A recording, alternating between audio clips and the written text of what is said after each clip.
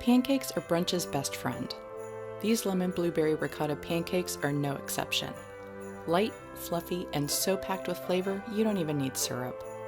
The ricotta gives a protein kick, and you have your fruit and some carbs, so it's like a balanced meal, right? So grab a cup of hot cocoa. It's time to make some magic in Mrs. Kringle's kitchen. Hit the red subscribe button and click the bell to be notified when new videos go live. To a large bowl, add your all-purpose flour, 3/4 teaspoon of baking powder, your baking soda, salt, and granulated sugar. Give it all a good stir until it's well combined. In a medium bowl, add 1 cup of part skim ricotta cheese, 2 room temperature eggs, and stir to incorporate.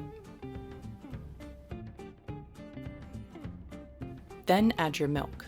I use skim and give it a stir. Add the vanilla extract to the party.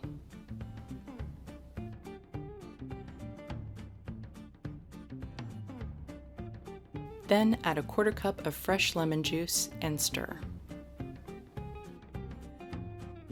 Mix in the zest of 2 lemons and set the mixture aside. Add 1/2 cup of wild frozen blueberries, the little teeny ones, washed in cold water and drained to the flour mixture, and give them a toss to coat. Add your wet mixture to your dry mixture and stir until the batter just comes together, making sure not to overmix it and keeping the blueberries intact. To a medium heat skillet, add some butter or cooking spray and use an ice cream scoop to dollop your batter into the skillet. Give the skillet a shake to spread the batter out into a larger circle.